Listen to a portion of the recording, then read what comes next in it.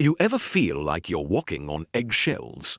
And you don't even know why. Like somehow, you're always doing things the other person wants, even when it doesn't feel right to you. And yet, you tell yourself, this is normal. Everyone does it.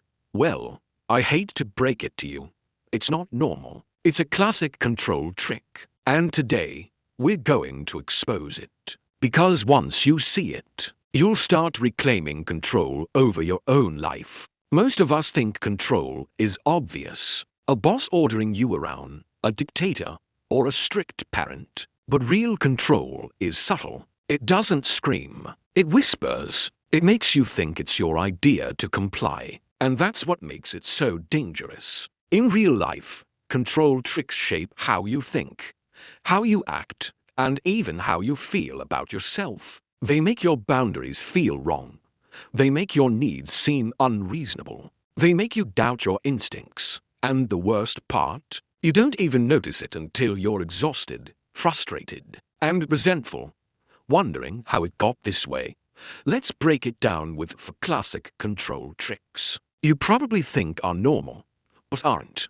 The first trick is gaslighting disguised as concern. This is when someone makes you question your own perception while pretending to care. For example, you remember a conversation clearly. You say, "That's not what you said." And they respond, "You're imagining things. I never said that. Are you sure you're okay?" Suddenly, you're doubting your memory. You're questioning your sanity. And the person controlling the situation, they look like the reasonable one. Real concern lifts you up. Manipulative concern leaves you shaky. It's designed to make you depend on their version of reality. The second trick is using guilt as a weapon. Some people will make you feel guilty for your choices, even the small ones. Imagine this. You decide to take a night off for yourself, and the response is, "Wow, I guess I don't matter to you anymore." Or, "After all I've done for you, this is how you repay me." Notice the pattern. Your freedom becomes their tool. Your boundaries are painted as selfishness, and suddenly, you're apologizing for living your life. Real relationships respect limits.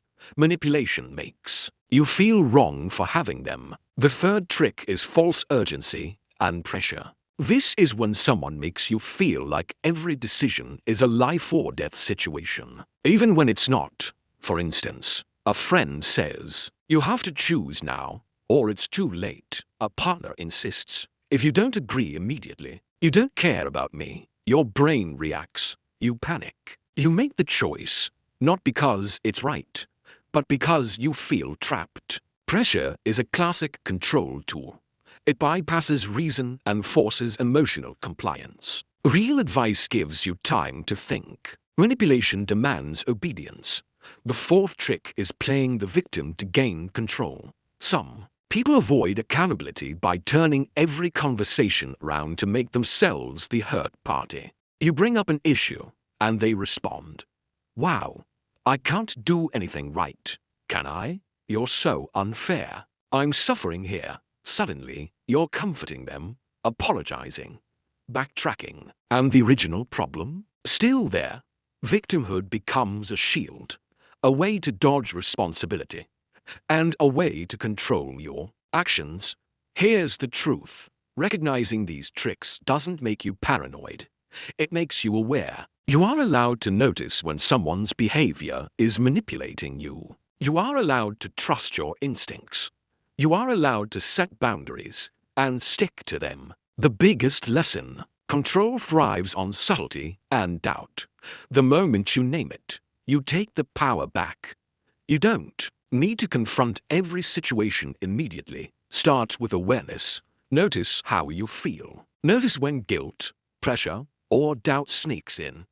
And then, take small steps to reclaim your choices. Remember, real relationships, friendships, and partnerships don't leave you feeling drained, anxious, or second-guessing yourself all the time. They respect you. They encourage your independence. They make you feel safe in your own decisions. So ask yourself today, Where in your life have you been tricked into thinking control is normal? If you noticed one thing here that hit close to home, write it in the comments. Share your story. Your experience might help someone else see the signs. Like the video if it opened your eyes. Subscribe for more psychology tips and self-improvement strategies that actually work. And remember, you're not weak for noticing control. You're strong for deciding to take it back.